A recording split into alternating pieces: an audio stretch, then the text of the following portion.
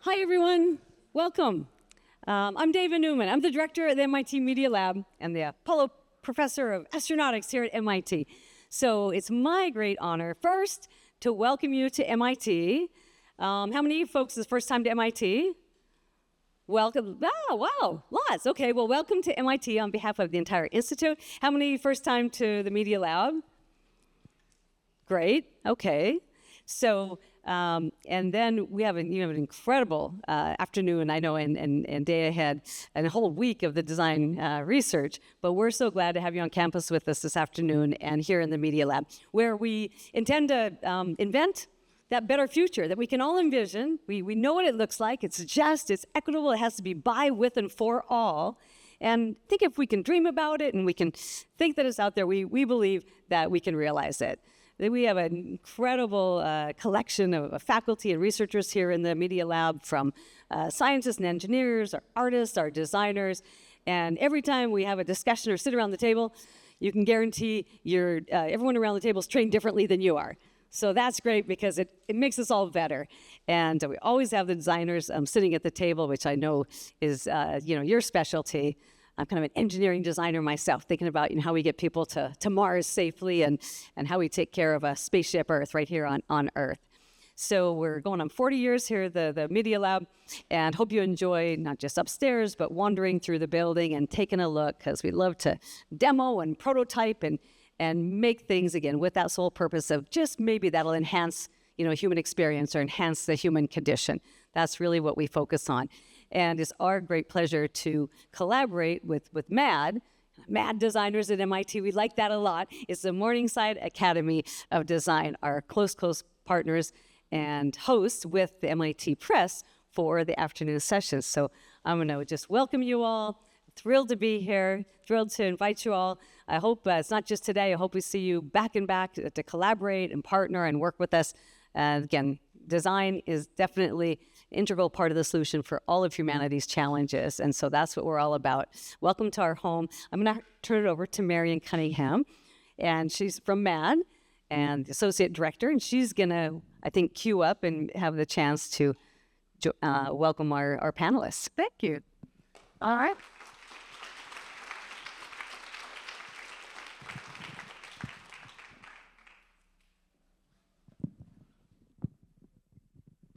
Oh, see. All right. So as David said, my name is Marion Cunningham. I'm the Associate Director for Administration at the Morningside Academy for Design, or MAD, as we call it.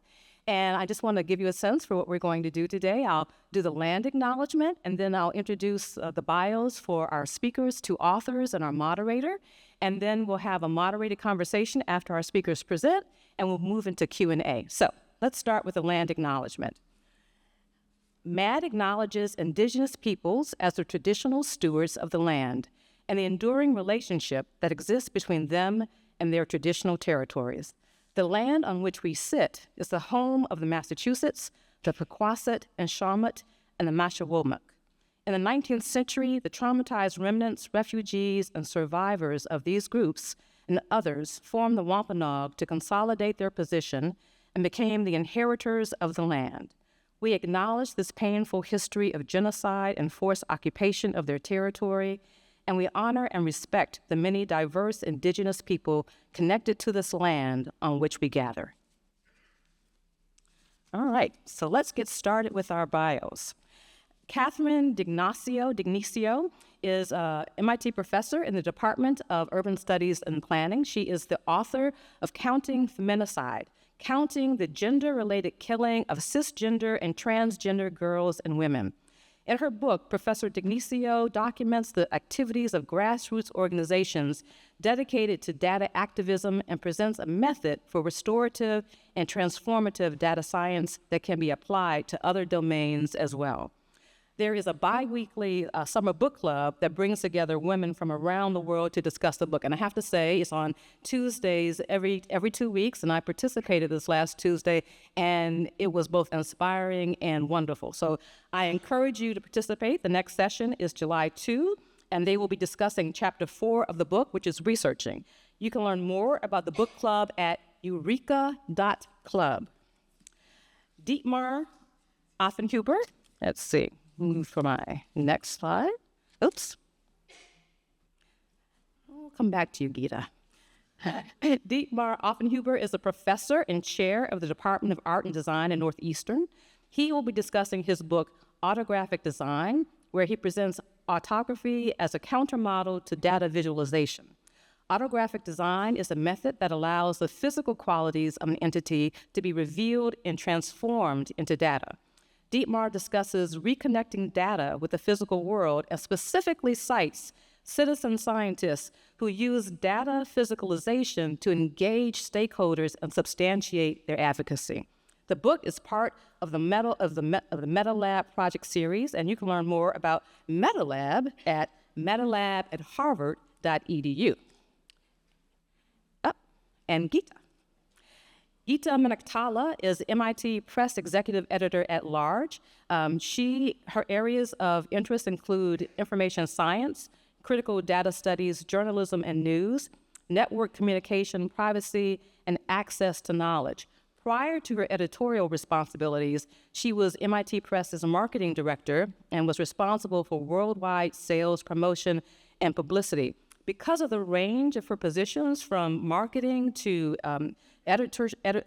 being an editor, she understands the needs of the audience and the needs of the authors. And we will see both on display during our program as she guides the discussion. I will turn this over to Catherine.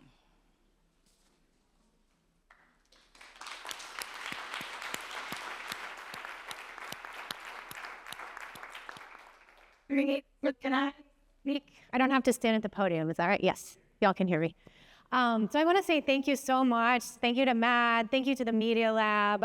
Thank you to everyone who organized DRS for the opportunity to speak with you today. Counting Feminicide is my new book, which has really literally just recently come out from MIT Press. And I'm going to talk a little bit about it in relationship to design practices. And then hopefully in the conversation, we're going to get into a little bit of the writing about design. In terms of my own land acknowledgement, I just want to say a thank you to the Wampanoag and Massachusetts peoples on whose lands I am a guest, and I was a guest for all of the time pretty much that I was undertaking this work. So Counting Feminicide documents the data practices of feminicide data activists. And so let me just tell you a little bit about who those folks are and what their work consists of. My first introduction to their work was through the work of Maria Salguero, who, this is her right here, who since 2016 has made it her mission to document feminicide in Mexico.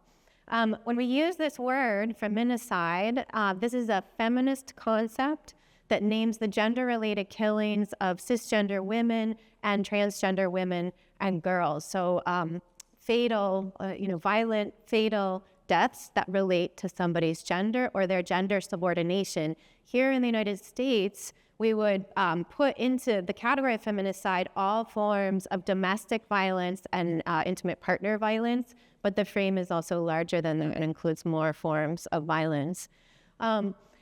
In the context of Mexico, as is the case with most, in fact, the vast majority of Latin American countries, laws exist to prevent and punish feminicide as a crime. So there is a legal definition of what constitutes a feminicide.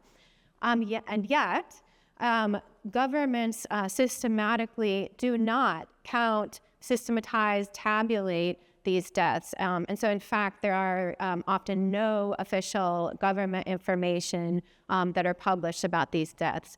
So Maria, working with a collective of journalists, said, okay, let's go forward and collect this information on our own. Let's take it upon ourselves to do this information production work, which is a concept that Lauren Klein and I have framed as counter data. So this idea of a kind of an activist data production that steps in when the state and other institutions are systematically failing to ensure our basic rights. And in fact, of course, one of those basic rights is to life, And so what Maria has done since 2016, so now for 8 years, is that she has done her best to seek out cases of feminicide, largely coming from news media articles. So that was like her primary source of information, and she spends 2 to 4 hours every single day looking for news articles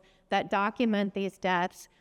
For each case that she finds, her database has 300 different variables that she tries to collect about every case. Often it's impossible to collect some of those things. Well, that's just to give you a sense of like the level of systematization that goes on. Now that she has been doing this work, she's in fact quite well known and in fact pretty famous. And so now at this point, she still does do the work of seeking out news and media articles, but she now has a vast network of informants, people who give her tips, crowdsource things coming in over social media. So that's a huge source now of her information. And then one of the things that I'll say about this work, which is true for the vast amount of feminicide data activists, is if you can just kind of put yourself in their shoes for a minute and imagine the toll, just physically, emotionally, spiritually, that it would take on you to read for 2 to 4 hours a day articles about violent deaths, violent, unnecessary, preventable deaths of people like you. And so this is a kind of theme that surfaces, just the tremendous emotional burden of doing this work. And so it turns out that Maria is not the only one doing work like this. And in fact, in our research project, which is called Data Against Feminicide, which is a collaborative research project with 3 other co-leaders, we've actually cataloged over 180 groups around the world that are documenting feminicide in a systematic way, which is to say these are civil society groups that are producing data about feminicide in the absence of institutional data, basically in the face of institutional neglect. And what we ended up doing as part of the research project is interviewing in very in-depth interviews around 41 of these groups across 18 different countries, primarily focused in terms of our work in the Americas. So really looking at North, South, and Central America. We have also, I won't be talking about this today, but we have also done a co-design project with activist groups. So the ones that are in orange here are groups that we've actually collaborated with to build participatory AI technologies and other digital tools that support these activists and journalists as they undertake basically what is we can think about as human rights defense work. So I wanted to just tell you a little bit about, because we're talking about design, I wanted to tell you a little bit about sort of how activists themselves design their data, sort of how do they design the communicative sort of outputs of their data analysis process, how do they circulate those, and what kinds of political impacts do they have. So I'm mainly talking today about this chapter, which I've called Refusing and Using. So it's basically all about how activists circulate their data and information. And I'll come back to kind of like why I called it Refusing and Using. Oh, no, it's right here. So the reason I called it Refusing and Using is because there is this really interesting tension where at the same time that activists are producing numbers, right? They are systematically cataloging cases of feminicide in order to be able to come up with statistics, numbers, and information about feminicide as a structural pattern, right? And so in the fact of the producing the data, they are refusing feminicide. They are asserting that this is a structural pattern, that this is a public health problem, that we need to take action collectively, no? But at the same time as they're making data, they're using data, they're producing statistics, we heard over and over again how they are refusing data. They say over and over again, no somos números, we are not numbers. And so we'll see this tension, this sort of like refusal of collapsing human life into numbers in the ways that they communicate about their work. So there are some very, I would say, conventional, to probably this audience's eyes, ways that activists use their data and information. And those are in the form of like 2D charts, PowerPoint presentations, policy reports. That's a very kind of familiar form that activists, kind of use as an output for their data and information.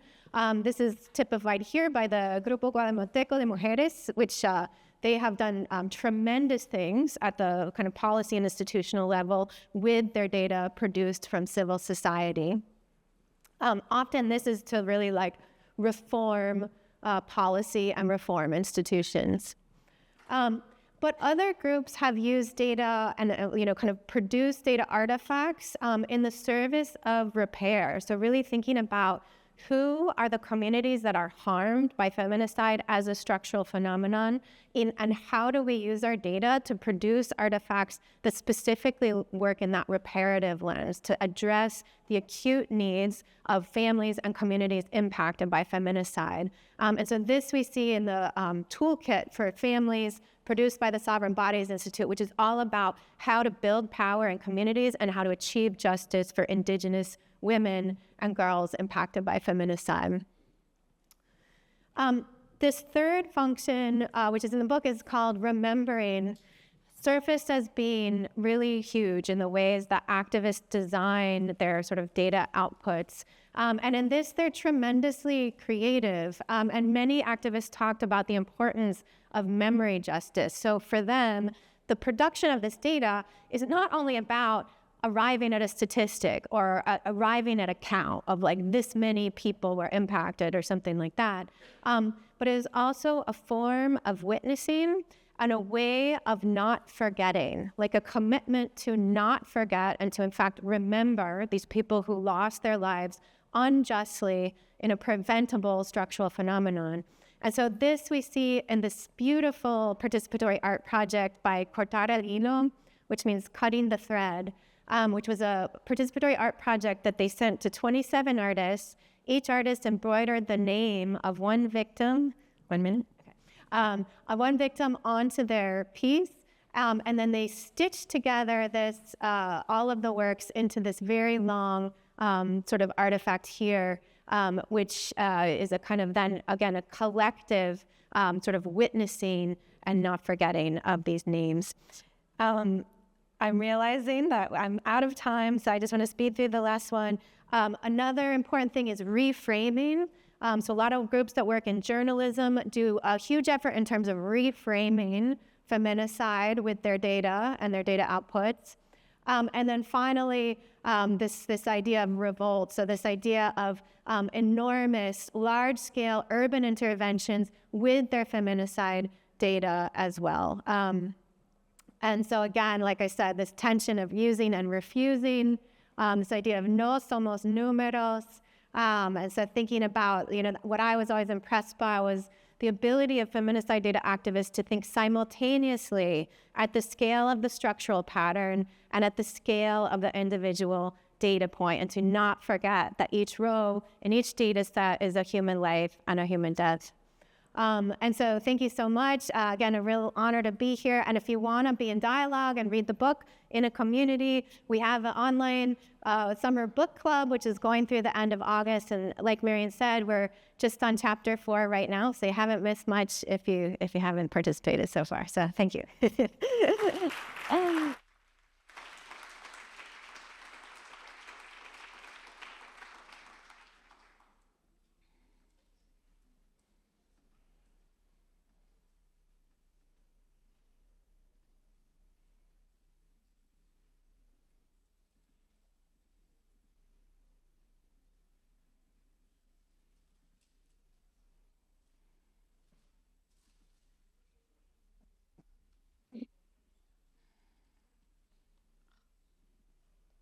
Why?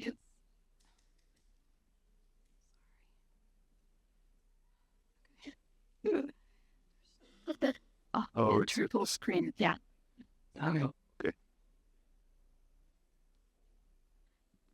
Okay, perfect. Thank you. Yeah, thanks. This is great to be here. It's also, I just realized that, 8 years ago at the Indexical Design Conference, you were also a speaker, which Indexical Design was a starting point for this book. So it's really great to kind of have that circle also close again. So, Indexical Design became Autographic Design. And as the name implies, the book is very much about the different modes of writing. With the caveat that by writing, I don't necessarily mean putting words on paper, and by data, I don't necessarily mean numbers in a computer.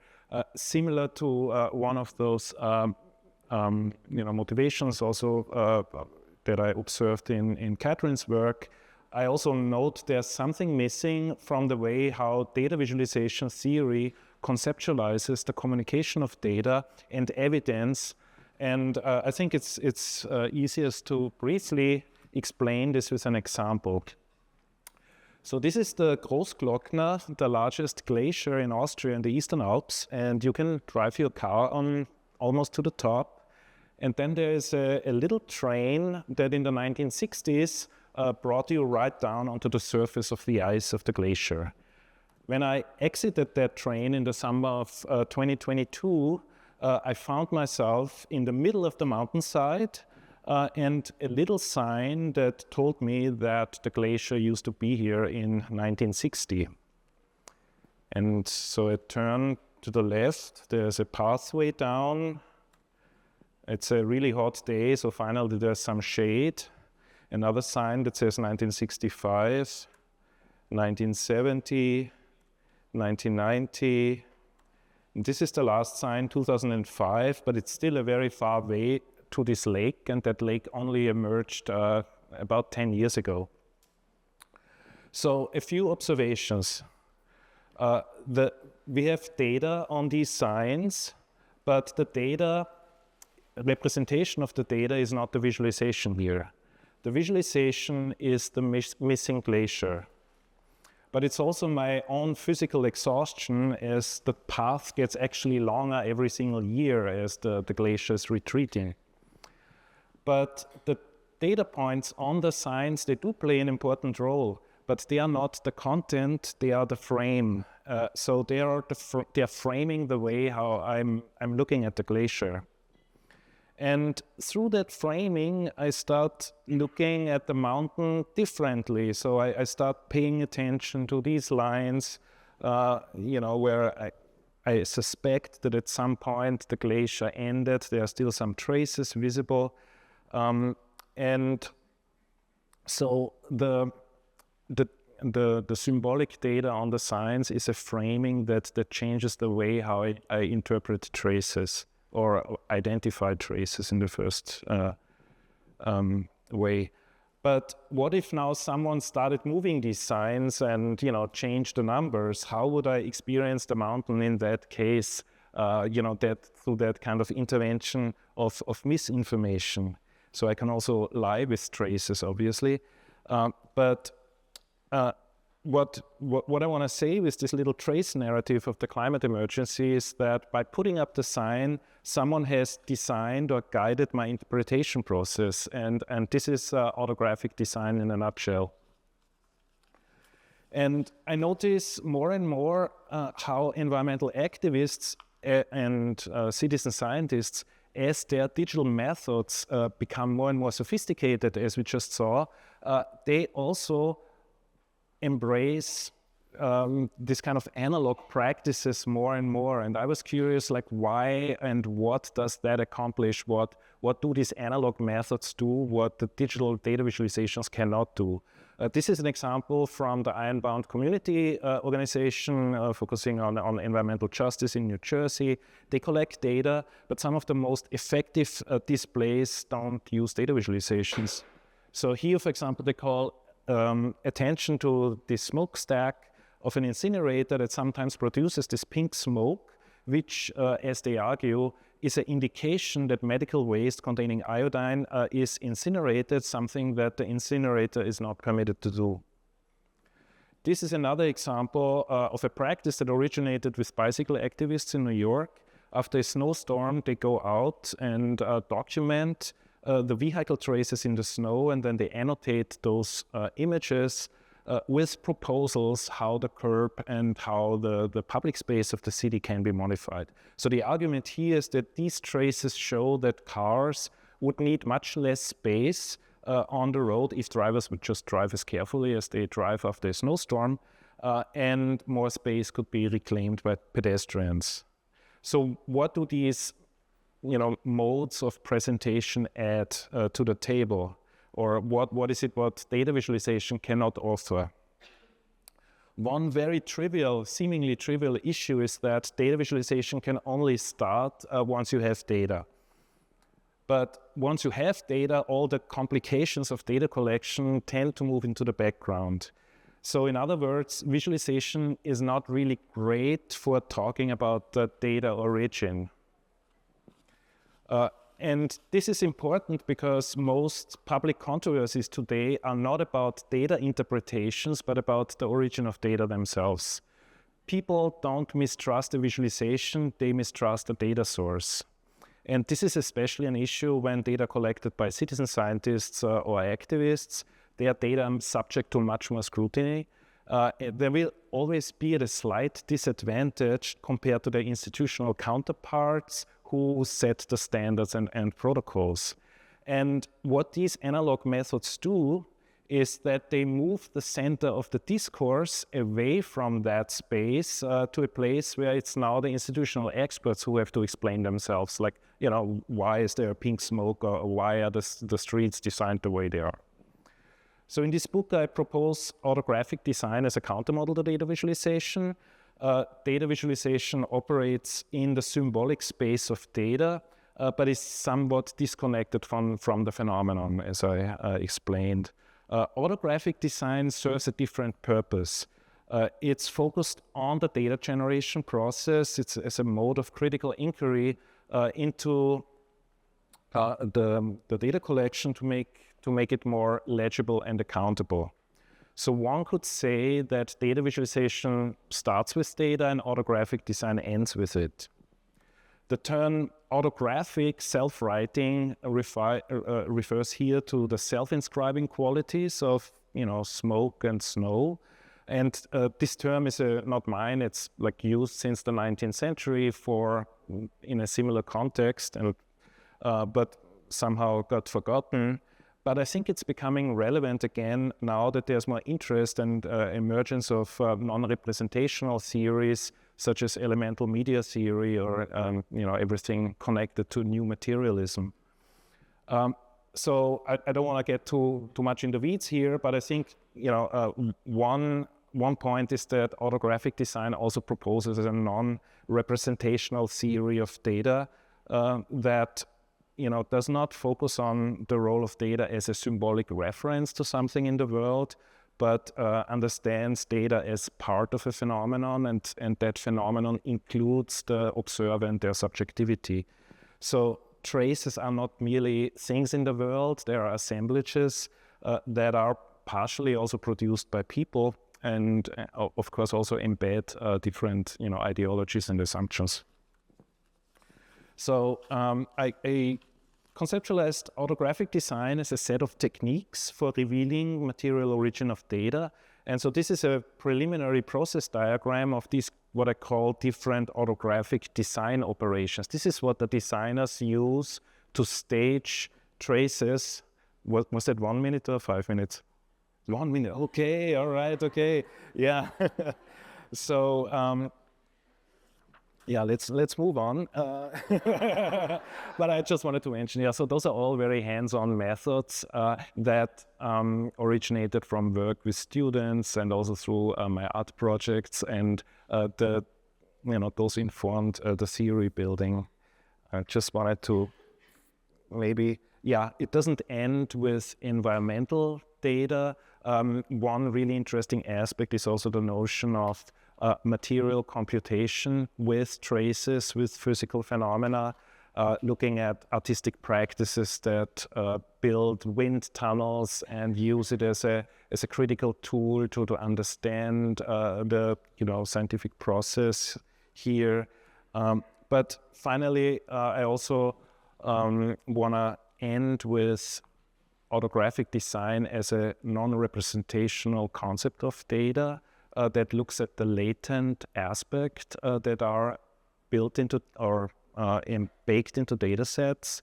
And this morning at the keynote, we already heard about glitch as a way of inquiry into otherwise black box models. So I don't need to repeat that, but I think it's a very useful way to use the distortions and artifacts to really understand, understand models through those errors. And yeah, I just wanted to finish with this comment that it may be tempting to think about traces just as material embodiments of data, but from an epistemic perspective, they work very differently. We don't interpret traces the way how we decode a data set, which is also, by the way, not really the way how it works, but we build stories, trace narratives, and creating these stories requires imagining different causalities and possibilities. Everyone kind of gets an image of or an idea of what happened here. And in this sense, this work on traces also changed the way how I think about data, not just as a form of bureaucratic accounting, but also as a speculative artifact that requires kind of imagining different possibilities. Thank you.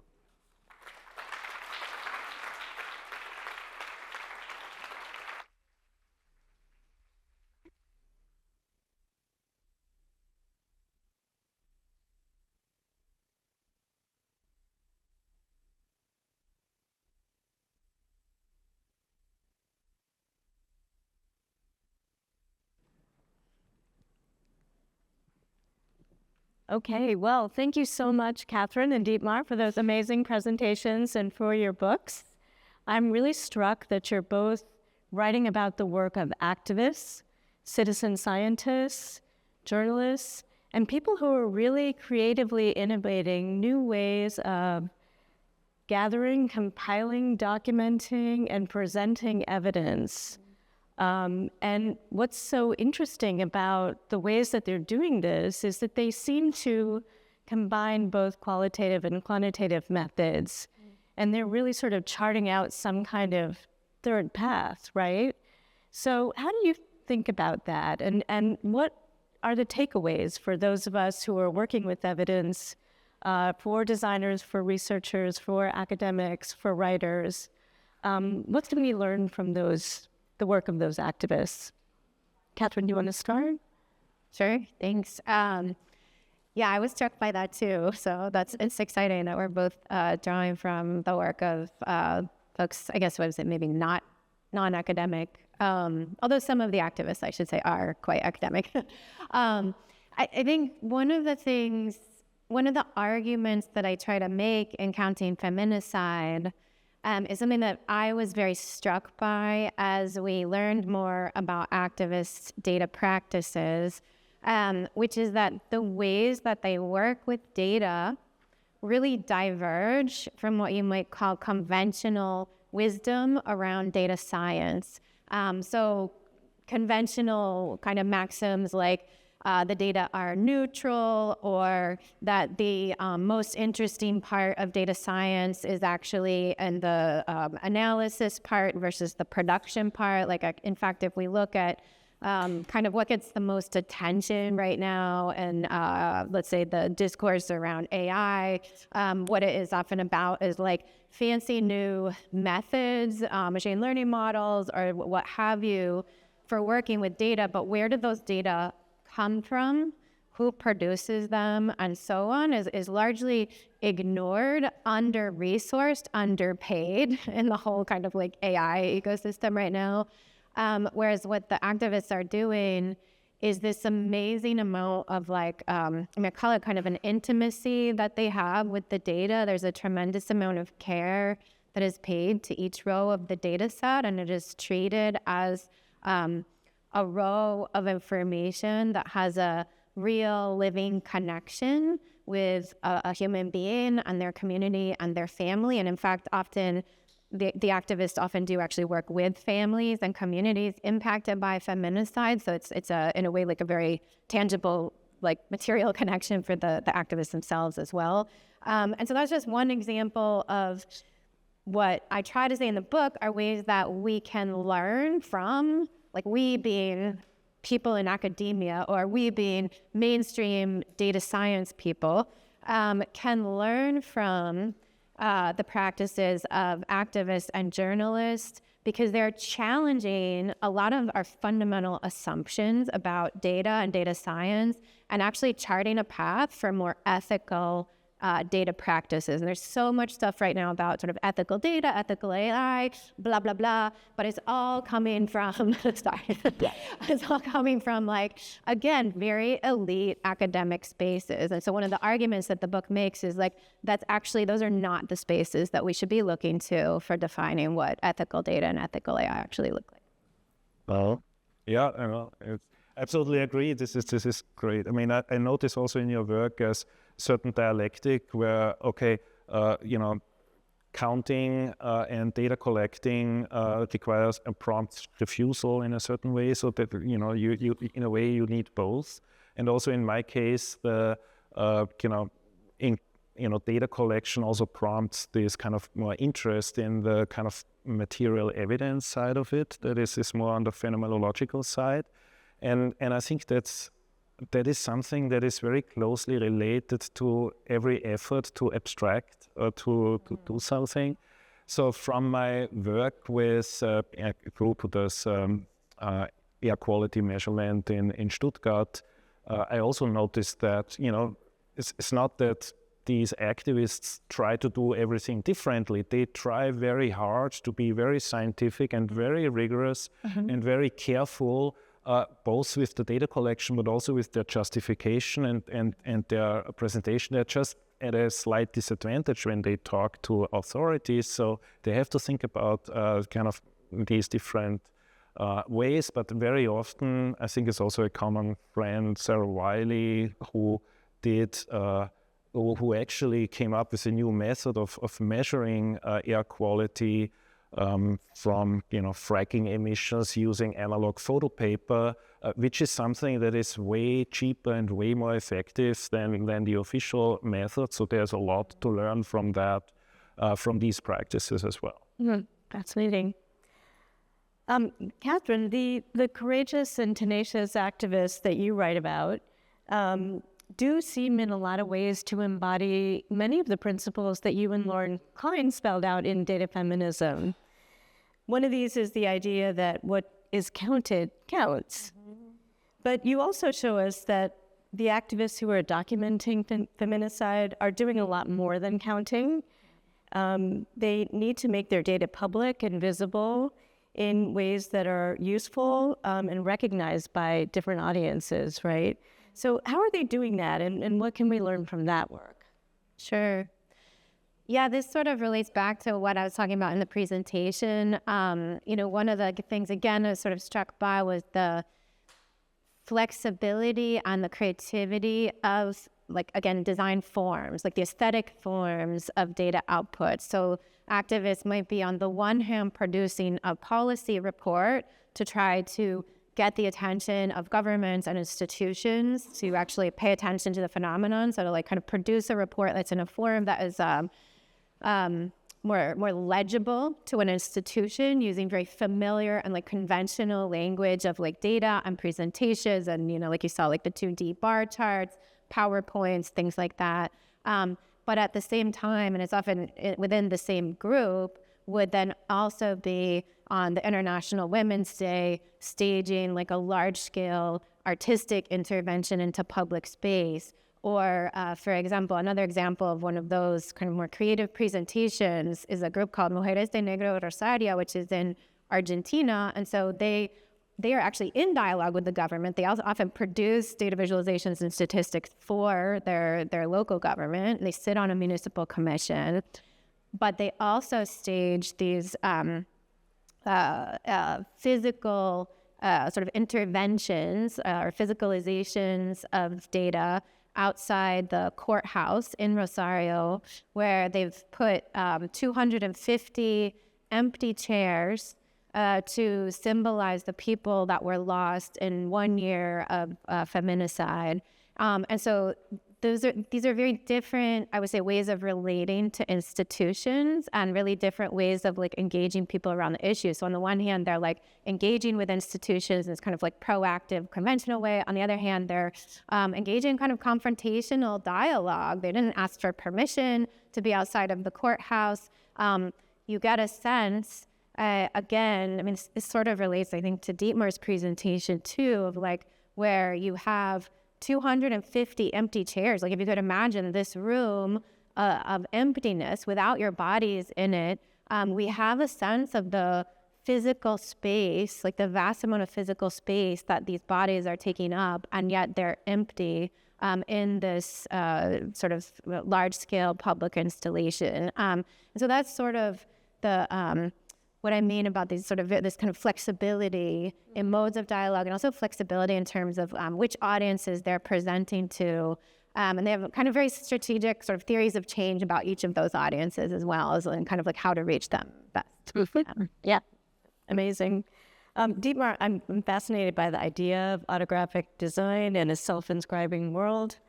You've given us some great examples of how citizen scientists are presenting these traces in a way that's honoring the local and specific realities on the ground, and that's also connecting to a larger story about climate change, for example. How are they striking that balance? That seems quite nuanced and balance between the balance between the larger story and the specific evidence.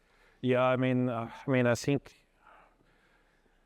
right now there's a lot of interest in this kind of planetary perspective that also relates to the autographic. I think like Jussi Perica is talking about planetary diagrams as autographic phenomena. I mean, I think this is always in a way, again, it's about frame versus content in a way. So it's the frame that we are using to really understand what's going on. Mm-hmm. But that's why if we look at the specific, that's why this question of evidence is always a little bit precarious, as we know. I mean, I think it may be tempting to say, okay, here is material evidence, and now we know that this is exactly.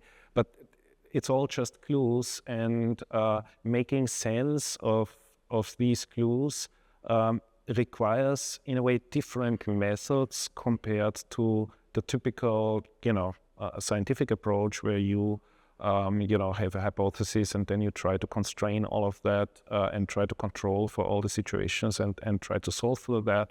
But here it's very much about like maximizing the number of hypotheses and then starting to triangulate them and narrow them down. So it's in a way a different epistemic approach that just stems from the fact that on a global scale, you can't experiment with the climate. There's only one climate. You can't basically, run different scenarios and all of that. So all you can do is really put clues together, and I think this is what, of course, climate scientists already do when they work with proxy data. But there is this experiential aspect to it that I think is really important, mm-hmm. that hasn't been used so much, I think, for now. Similarly, Catherine, the activists that you're writing about are finding ways to recognize and remember the individual lives lost, even as they counter the idea that their deaths are isolated incidents, right? And that seems like one of their most striking accomplishments as activists. So how are they, do you want to say any more about that?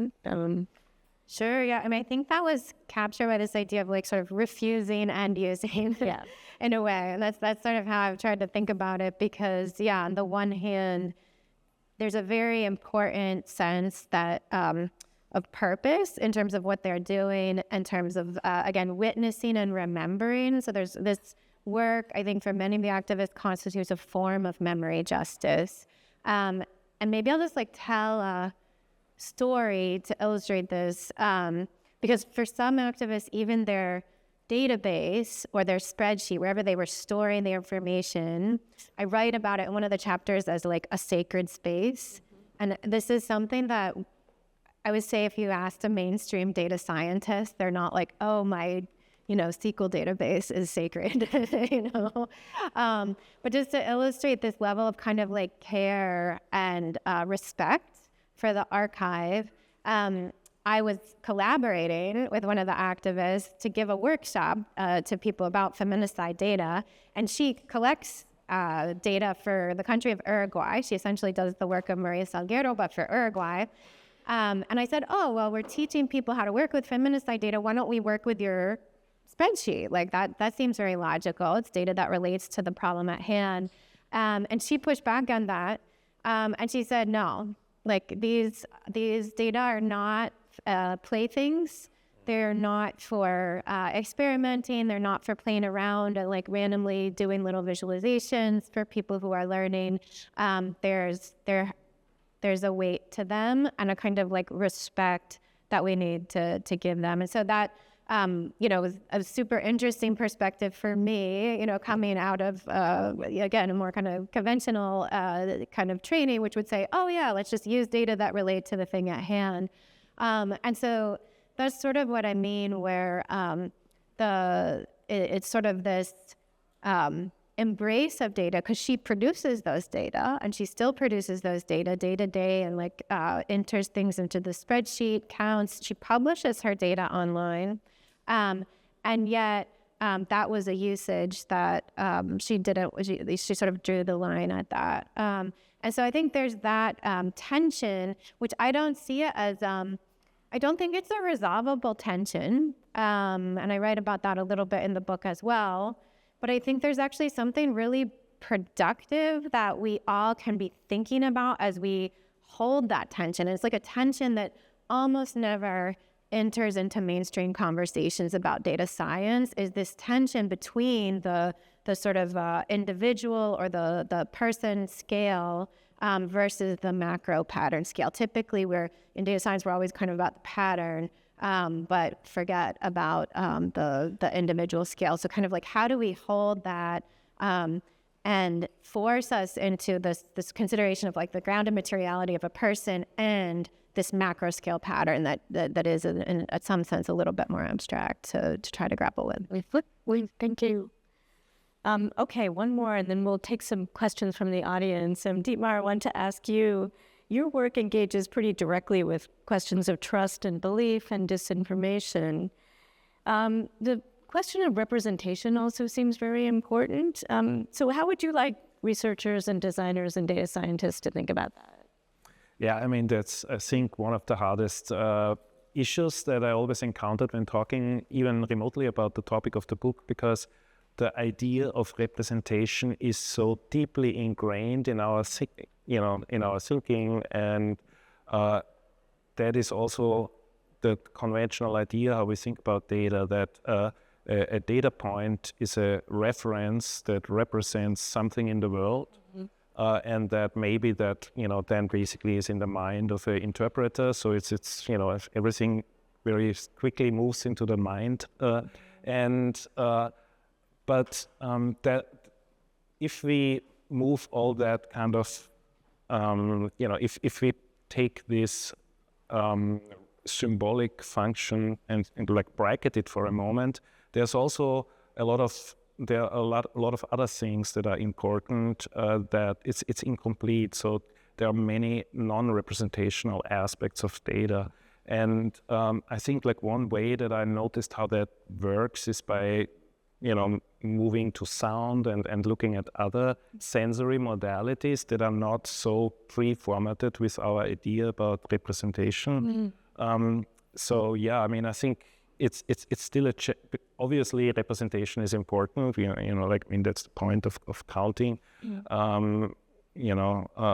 murders and deaths and things like that, because, that's important, but there is also this kind of non-representational side that I wanted to call attention to. Great.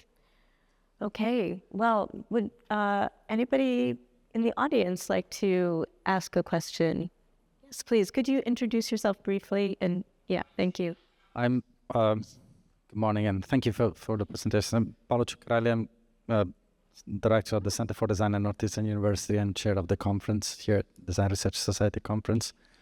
For Catherine, one question is, do you think that these 4 stages of data activism is specific for data activists, or is something that we may propose, or that maybe that's my hope, that this become the way we as designers or design researchers work with data, always. Yeah. Do you think that this may be a proposal? Yeah, that's a great question. I think it could be those stages. So the stages are resolving, meaning like, and that is like sort of like when activists or somebody decides to start a project and why, kind of like the theory of change, or like why are they embarking on it, researching, recording, and then refusing and using data. As to whether it's applicable, I think it could definitely be applicable to other domains where data are being produced, because in a sense it's describing the process of both like data, from data production, the creation of data, through to the communication of data. I'm not sure if it would be, I don't know. I'd have to think more if it could be adapted for everything, because in a way it does have a very, I would say, in a way like outsider or kind of counter data or counter institutional bent, because often there's a theory of change for like, why do we need data? Like why is data a good thing to collect about this particular phenomenon in the first place? Maybe because we don't have it, or the existing data are flawed in some way, or the existing data are questionable in some way, or something like that. But I think one of the things that I've been doing since kind of in parallel this past year with the book is looking at other domains of data activism, such as like housing data activism in the United States, and trying to see if like what some of the things that we've learned about the feminicide data activists, if they're similar or different from looking at folks in a different domain, in a different space. And what we're finding there is that there are some parallels, but there are also some major differences, and a lot of those have to do with differences in the data ecosystem itself. So like in the housing data ecosystem, a lot of the data that activists work with is actually institutional data. They're rarely producing their own data, like from scratch, as it were. So they're actually working with, eviction records, let's say, from a court, but they're reframing them in very similar ways to how the feminicide data activists are reframing the violence counts. So, yeah.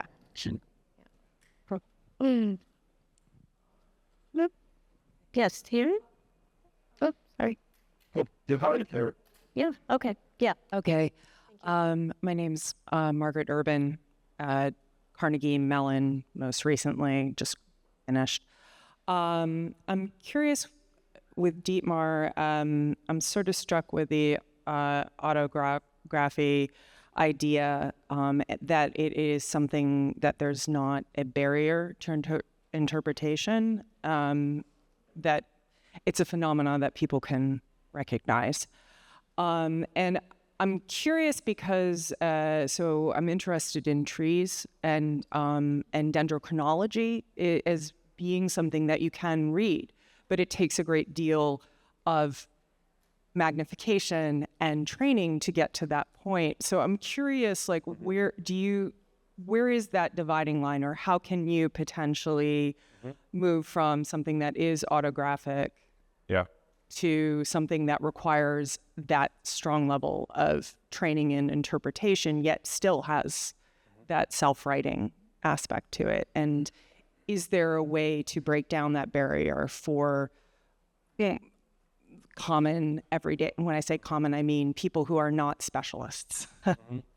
No, it's a great example because, like, if you look at tree rings, at dendrochronology, it's not just traces that exist, because in order to get them, you have to drill a hole into a tree. So you have an apparatus, you have some kind of human-made system to really pull out these traces and produce these traces.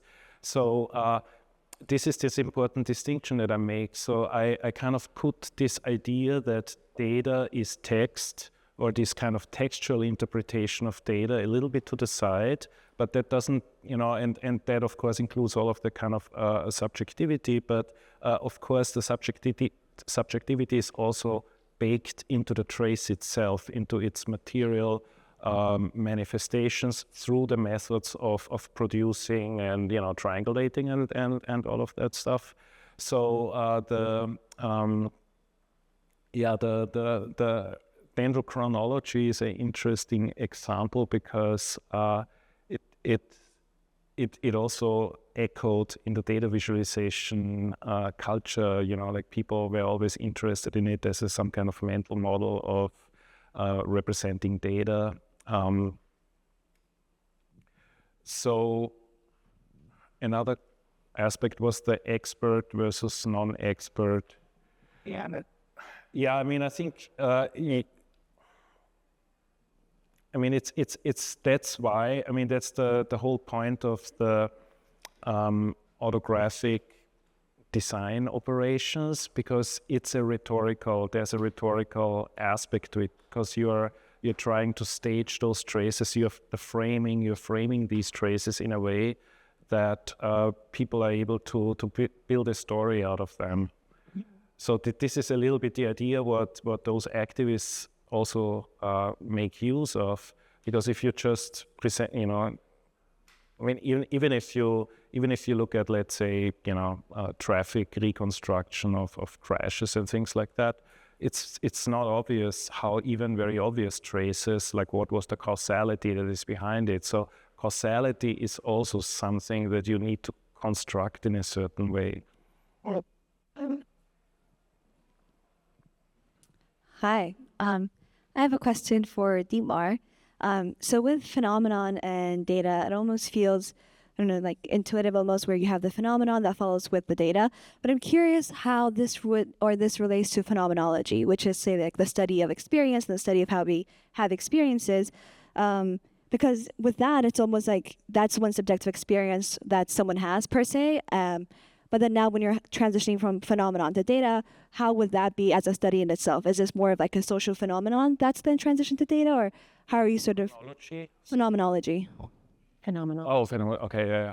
Yeah, well, I mean, I think one aspect is that, in digital space, you don't have time. It's all just sequence, one after another. But like in traces and analog phenomena, everything comes down to time. So this kind of temporality plays a very important role in also like framing a particular phenomenon. And yeah, that is the question of like how do you grapple with that? Are you able to somehow tune into this temporality of a particular trace? I really like this different framings of attunement, where you think about, okay, it's not about decoding or reading text. You're tuning into a phenomenon, and that's what you're trying to accomplish. So but this attunement requires also, and this kind of has this temporal aspect to it. So yeah, I mean, otherwise, like a lot of things are, easily fall under the table. Thanks. We have someone here in the center who hasn't been called on. Great. Thank you for your presentations. My name's Anna. I'm a doctoral researcher at the University of Edinburgh. I had a question that goes back to publishing, and it's for both of you. So sort of thinking about working either with sacred data or sort of with thinking about multi-modalities in data presentation. When you get to the point at which you begin to actually work on these books and do the sort of publishing, what are those conversations like between yourselves and your editors and the book designers? And do you work at all sort of collaboratively or participatory with the communities with which you collected the data? What was their voice in the publishing of these projects? Good question. Excellent. I can start. So the book comes out of a collaborative project and a participatory project. So that Data Against Feminicide project And I was very interested in the last bit that you mentioned, in particular, sort of like if I, Catherine, am writing a book that's coming from, first of all, collaborative work that I've worked on with 3 other people, how do I do right by my collaborators? And then more broadly, we have been collaborating with basically the people that we interviewed. So we've been like building technologies with them. We've been designing events with them over the past 5 years. And so it felt really important to figure out how to make sure those were the groups in a way that I was most accountable to in the writing process. And so the book did go through the typical like peer review process. So scholars reviewed it. But then I also had a separate process, 2 separate processes. One was the academic community peer review board, and that was where I had a couple of the activists along with my collaborators as kind of a review board, and gave me feedback on the manuscript once it was written. And then because there was also a public community review process, and I actually individually emailed all of the groups that we had interviewed and anybody who was quoted in the book, and pointed out where their quotes were and which sections they were in, and said, could you please go look at this and make sure that this is representing you in the way that you want to be represented, in the way that you feel is accurate, and got a number of edits from that process in particular. And so it had groups that kind of reframed things. Also, actually, things had changed from the time of us interviewing them and being in dialogue then with the time of the writing. So like information got updated. So those were 2, I guess, like sort of structures that I used to try to build that link. And we do that also with the peer-reviewed papers that we've published from this project. We check in with all of the groups that we quote in the papers. I mean, we've already gotten their informed consent and all that, but when we go back to them and ask them, like, what about this particular quote and this particular framing, we are always like learning things in the process, actually. And it's like, I think it's actually a really important accountability step to do. Again, when you're sort of like taking responsibility for representing a group or their words and framing them to change, ask them what they think, basically. So, yeah. Yeah. So in my case, it took a long time because I was not sure whether it even needs to be a book, but I decided finally to write it as a book because I just thought that, or I noticed that in the data visualization discourse, and by discourse I mean the academic discourse, where which is often quite different from the practitioner discourse, which is maybe also similar in the design field more generally. That perspective was just missing, and the only way to make that perspective heard was for me to, also engage in that discourse. Once I decided to do that, the process was similar. Was the same. Like I would send the chapters to the respective, groups who were discussed, and see if I got it right. And yeah, I think that is important, even though my data is probably not so sensitive, but yeah.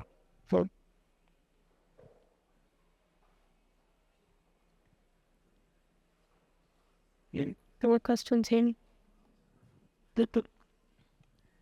Triangulate.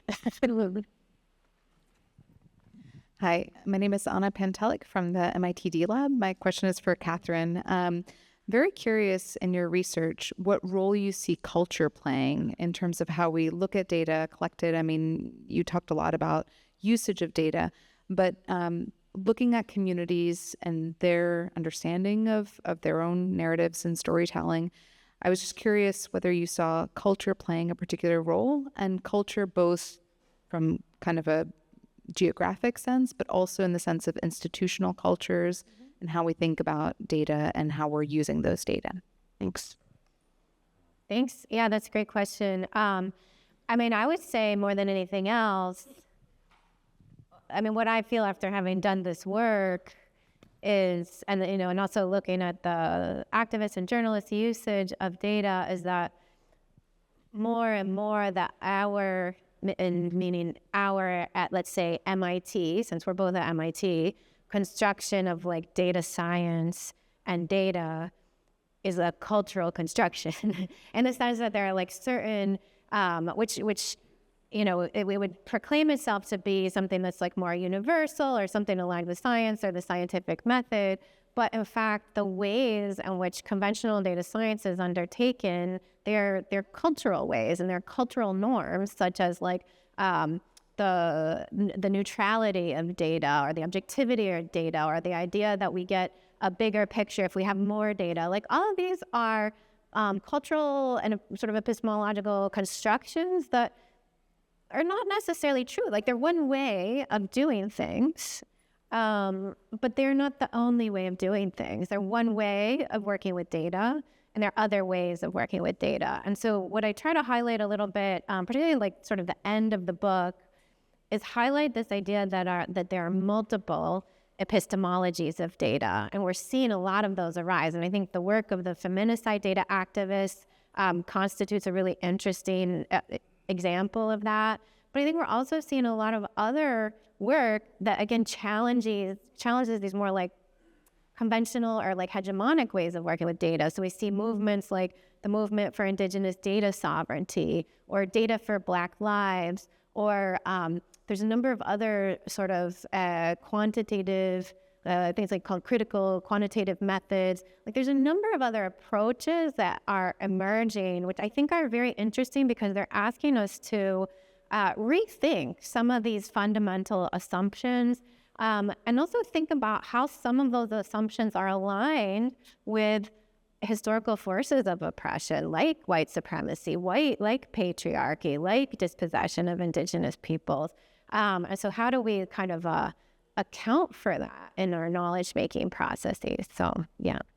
So we have time for one last question, and I should mention now that we do have these books for sale, and the authors can give you a signed copy. So just a little plug there.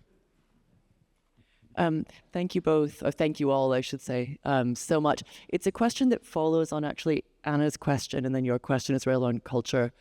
And I'm wondering whether you had conversations, and I know that there's a culture of the monograph, right, in the US, but I'm wondering about conversations about co-authoring and polyvocality that you might have had with the group. Certainly thinking from my own context, that would sort of be probably where, I don't know enough, but it was sort of like that's probably where we would have started. So I'm curious.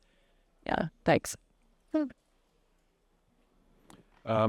Cultures of co-authorship, or sorry. I'm not sure if I fully understood that. It's subject. I'm thinking about project design, and I know, sort of, I was like, oh, this is really interesting that they're monographs rather than multiple co-authored polyvocal books, right? Because they're projects where you're looking at varieties of practice and engaging with people, and then there's one author on it. And I know that ties into publishing practices in the US and tenure and promotion, right? So it's a very culturally specific thing. But I was really interested in sort of the logics, and sort of what were the decisions that you made when you're working in those power structures, and then trying to be respectful and reciprocal and, sort of show that work as well. Yeah, I mean, I have a really simple answer, which is I needed tenure. I mean, but it's a real, it's a real thing. And I was told that data feminism, which is my previously co-authored book, didn't count as much for tenure because it's co-authored. So, it's like if I'm on the tenure track process, then I had to do a monograph. I didn't just like jump in and be like, I'm doing the monograph, but like it was a conversation that we had with the collaborators, the 3 other women that I work with on this project, in terms of thinking through like, how do we each get what we need from a career perspective on it? And so like, this is sort of what I needed to get out of this project from the like career perspective.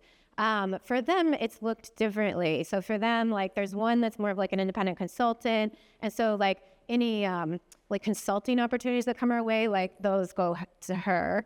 Another one was has recently graduated with her PhD, and so we've supported her to be the lead author on peer-reviewed articles about this work. And then another person is kind of newly a collaborator on the project, and she's starting to lead some like reports and things. So like, I think it's like we have a kind of it's something like we're constantly sort of negotiating, trying to figure out like who gets what or whatever, you know. And then we actually have collaborated with activists. Activists aren't always all that interested in authoring academic publications because they don't see the point. But we have collaborated with some activists in Brazil, and it's an ongoing process, but we are authoring an article with them about some of the work with Brazilian activists specifically. It's going very, very slow because nobody has any time. But I am hopeful. I mean, I would be really excited if we could have like a peer-reviewed publication with activists themselves. I think that would be a really cool output from the project, but it does need its own time to unfold. I mean, we kind of have to work on activist time in that case, which we're fine with. So, yeah. Yeah, because it's interesting. I mean, we get paid for the time that we are writing the book. The activists are volunteering their time. So like that's a real difference.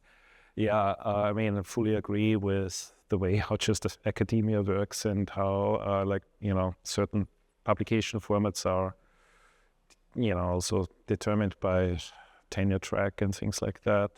But I think that also has the same consequence that you can really make very conscious decisions and discuss with, this maybe applies more for journal articles when you work with, you know, students who are finishing their PhDs or colleagues who are still on the tenure track, and, you know, myself having tenure to really, you know, make sure that, okay, the authors who, you know, who gain more from the publication, that, you know, that they are emphasized in the publication, and so you can work with that also, and that's important, I think. Yeah. And I would add that this challenge goes beyond academia and extends into publishing itself, where the assumption is that there's, you know, a single entity that's going to speak for and be responsible and accountable for what's published as the author. And that's not to say you can't have multiple authors, but it creates challenges infrastructurally in publishing and in the context of copyright law as well, to have more than a handful of authors. So, yeah. Well, I hope you will join me in thanking Gita, Dietmar, and Catherine for a really great session.